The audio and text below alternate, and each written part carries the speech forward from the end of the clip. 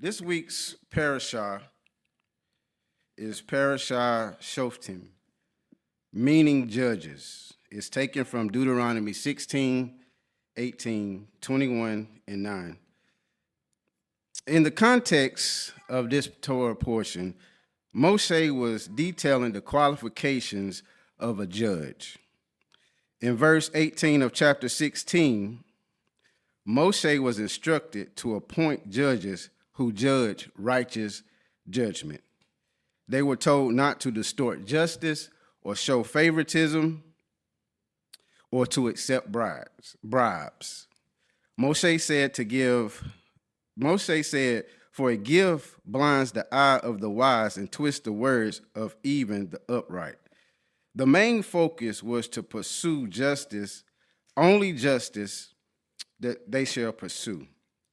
In Deuteronomy 17, the outline was Moshe was giving the Israelites instructions not to sacrifice animals with defects or anything that was wrong with the animal. That was an abomination to Elohim. To bring a sacrifice that was polluted. Adonai instructed that it was forbidden to worship false idols as Elohim, not to worship the sun, the moon, the stars, or anything in the heavens above that should be worshipped. If anything was found among the Israelites, if anyone was found among the Israelites doing such things, they were to be investigated in the matter. In Deuteronomy 18, Adonai instructed that the Kohanim, who are the Levite priests, are not to share in the inheritance with Israel. Instead, they were to rely on Elohim for their support.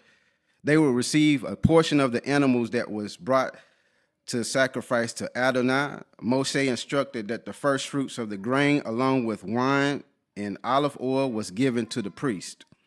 In chapter 19, the outline was Adonai giving the instructions for the land, and they were to establish 3 cities of refuge.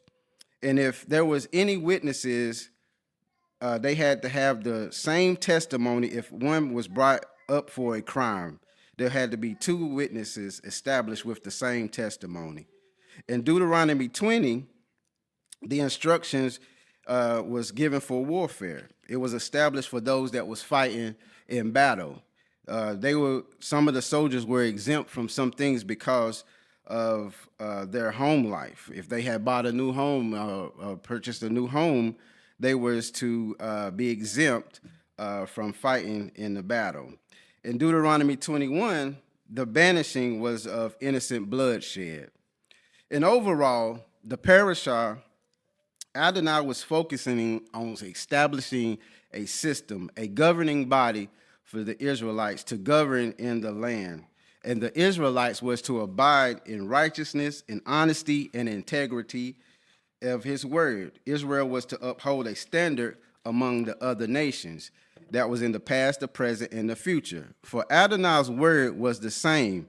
His justice is fair, and his treatment of people was to remain fair and to remain in peace. The whole overall summary of the Torah portion was that fair treatment, judges, Shof'tim means judges, to judge fairly. Moshe was instructed by Adonai to appoint judges that would judge in the land fairly amongst the people. When we look out in the world today, we can see that there's a lot of unfair justice. We can see there's a lot of unfair treatment of people in the land. But if we really turn to Torah and let Torah guide our lives and let Torah lead our lives, fair treatment and justice is what we shall pursue. When we look out into the land and we see, because we judge every day, we are judges. People say, well, I don't judge. Yes, we do. We do judge, but we must judge righteously when we judge. We must judge according to Torah. We must judge the things that Adonai judges. So the overall thing was that Adonai was discovering a legal system that was governing Israel. Today, just like today, we have the legislative, we have the executive, we have the judicial branches of government. It was the same in Israel. they had developed that in which they had the Sanhedrin, the courts. The Sanhedrin had 21 appointed judges in the smaller cities, and they had 71 appointed judges in the bigger cities in Jerusalem. So the overall thing of the parashah is to judge fairly. We must judge fairly. We must do the things that the Torah says to do. We must walk according to the Torah. Amen.